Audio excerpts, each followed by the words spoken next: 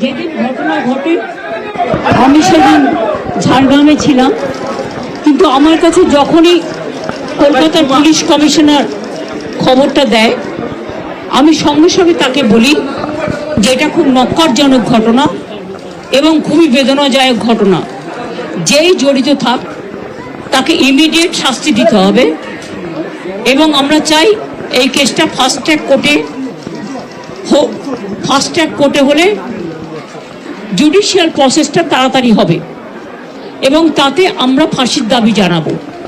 কারণ কিছু মনে রাখবেন, কিছু লোক এখনো সামাজিক অবক্ষয়ের মধ্যে আছেন, সামাজিক মূল্যবোধটাকে ভুলে গেছেন। মেয়েদের গায়ে হাত দেওয়া যে কত বড় অপরাধ এবং তার সাথে যে অত্যাচার করেছে বা তাকে যেভাবে খুন করেছে, আমি আশ্চর্য হয়ে যাচ্ছি। ওখানে নার্সরা ছিলেন, ওখানে ওদের সিকিউরিটি ছিলেন, সবাই ছিল, কিন্তু কি করে ঘটনা ঘটলো এটা এখনো আমি ঠিক বুঝতে পারছি না। পুলিশকে আমি বলেছি, বাবা মাও যেটা আমাকে বলেছেন যে ওদের ভেতরেই কেউ আছে, যদি ভেতরে কেউ থাকে কারো প্রতি সন্দেহ হয়, যারা ছিল, যারা ওর বন্ধু বান্ধব, তাদেরকে সবাইকে ডেকে কথা বলবে এবং যিনি ফোন করেছিলেন প্রথম বাড়িতে তাকেও ডেকে কথা বলবে। আজকে প্রিন্সিপাল নিজে রেজিগনেশন করে দিয়েছিলেন, বলছিলেন যে আমার বাড়িতেও তো বাচ্চারা আছে, যেভাবে আমাকে গালিগালাজ করা হচ্ছে, তা আমরা তাকে বুঝিয়ে বলেছি ঠিক আছে আপনাকে ওখানে কাজ করতে হবে না, আমরা ওনাকে সরিয়েছি অন্য জায়গায়। আমরা ওখানে এমএসভিপিকেও সরিয়ে দিয়েছি ডিউ টু নেগলিজেন্স। আমরা হাসপাতাল থেকে হেড অফ দ্য ডিপার্টমেন্ট, যে চেস ডিপার্টমেন্ট, তাকেও সরিয়ে দিয়েছি এবং পুলিশ পোস্টে যে এসিপি ছিলেন তাকেও সরিয়ে দিয়েছি। সবাইকেই সরানো হয়েছে এবং ডগ স্কোয়াড থেকে শুরু করে, ভিডিও থেকে শুরু করে, ফরেন্সিক ডিপার্টমেন্ট থেকে শুরু করে সবাইকেই ইনভলভ করা হয়েছে যাতে খুনি গ্রেপ্তার হয় এবং দোষীরা শাস্তি পায়। এবং আমি চাই পুলিশ যত তাড়াতাড়ি সম্ভব দোষীদের গ্রেপ্তার করবে। আর রবিবার পর্যন্ত যদি তারা কুল কিনারা করতে না পারেন, কারণ ভেতরেও তো অনেকে আছে, তাহলে এই কেসটা আমরা আমাদের হাতে রাখবো না, আমরা সিবিআইকে দিয়ে দেবো। তার কারণ হচ্ছে আমার এতে কোনো পাওয়ার লেনা দেনা কিছু নেই, আমি প্রথম দিন থেকেই বলছি। কিন্তু ওদের সাকসেস রেট খুব কম। তাপসী মালিককে যখন খুন করে হত্যা করা হয়, ধর্ষণ করে, আজ পর্যন্ত বিচার হয়নি। সিঙ্গুরে এটা হয়েছিল, নন্দীগ্রামে যখন 14 জন গুলিতে মারা যায় বা 10 জন হারিয়ে যায়, আজও তারা ফিরে আসেনি। এই কেসগুলো সিবিআইয়ের হাতে ছিল, রিজাউনের কেসও ছিল, একটা কেসেরও বিচার হয়নি। এমনকি রবীন্দ্রনাথ ঠাকুরের নোবেল প্রাইজ চুরি হয়েছিল, সেই কেসটাও ছিল, মানুষ কোনো বিচার পায়নি।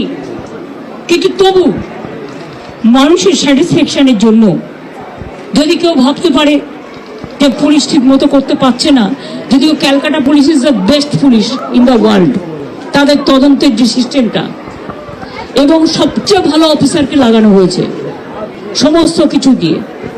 আমরা রোববার পর্যন্ত সবাইকে ডাকবো, আমাদের পুলিশ ডাকবে, এটা বিনীত বলবে, আমি বিনীতকে বলতে আহ্বান জানাচ্ছি।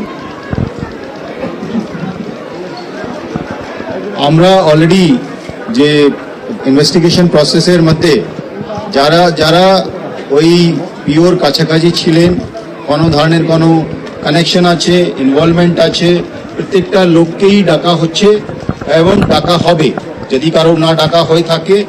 এবং আমরা অলরেডি একটা হেল্পলাইন নাম্বার শুরু করেছি, ওর মধ্যে ডাক্তাররাও আমাদেরকে বলতে পারেন, অ্যানোনিমাসলি বলতে পারেন, ফিজিক্যালি এসে বলতে পারেন কি যদি কারো উপরে সন্দেহ থাকে, কি কারণে সন্দেহ আছে। ফ্যামিলি মেম্বার সঙ্গেও আমরা টাচে আছি। কালকে এডিশনাল CP1 পার্সোনালি এখানে এসেছিলেন, উনি ওনার ভিউটা জেনে গেছেন। আমিও আজকে এসেছি, ম্যাডাম এখানে এসেছেন, আমরা ওনার ভিউটা জেনে গেছি এবং ওদের সঙ্গে আমরা কন্টিনিউয়াসলি যোগাযোগে থাকবো এবং প্রোগ্রেস অফ ইনভেস্টিগেশন নিশ্চয়ই ওদের সঙ্গে শেয়ার করব। এবং আমরা নিশ্চিত কি আগামী 4-5 দিনের মধ্যে যদি আরো কেউ থাকে, আমরা নিশ্চয়ই ওদের সবাইকে আমরা নিশ্চয়ই অ্যারেস্ট করতে পারবো। আর যদি তা সত্ত্বেও যদি ফ্যামিলি স্যাটিসফ্যাকশন না থাকে, ম্যাডাম যা বলেছেন সেটা হবে। ধরে থাকুন, কেউ নড়বেন না এখান থেকে, কেউ নড়বেন না। এই মুহূর্তে আপনারা সরাসরি দেখছেন সোদপুরে আরজি করে নিহত ছাত্রীর বাড়িতে গেছেন মুখ্যমন্ত্রী মমতা বন্দ্যোপাধ্যায় এবং তিনি আরো একবার জানিয়ে দিলেন অত্যন্ত নক্কারজনক বেদনাদায়ক ঘটনা এবং তিনি বললেন যে যদি রবিবার পর্যন্ত পুলিশ কিনারা করতে না পারে তাহলে সিবিআইকে হস্তান্তর করে দেওয়া হবে এই কেস। পুলিশ যত তাড়াতাড়ি সম্ভব দোষীকে সাজা দেওয়ার চেষ্টা করবে। ফাস্ট ট্র্যাক আদালতে তারা ফাঁসির আবেদন জানাবেন এবং যদি রবিবার পর্যন্ত কিনারা না করতে পারে পুলিশ তাহলে সিবিআইকে হস্তান্তর করে দেওয়া হবে। সোমরাজ আমাদের প্রতিনিধি রয়েছেন এই মুহূর্তে সরাসরি।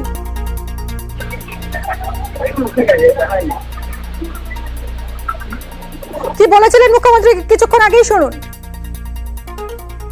আমার কাছে যখনই কলকাতার পুলিশ কমিশনার খবরটা দেয় আমি সঙ্গে সঙ্গে তাকে বলি যে এটা খুব নক্কারজনক ঘটনা এবং খুবই বেদনাদায়ক ঘটনা, যেই জড়িত থাক তাকে ইমিডিয়েট শাস্তি দিতে হবে এবং আমরা চাই এই কেসটা ফাস্ট ট্র্যাক কোর্টে হোক।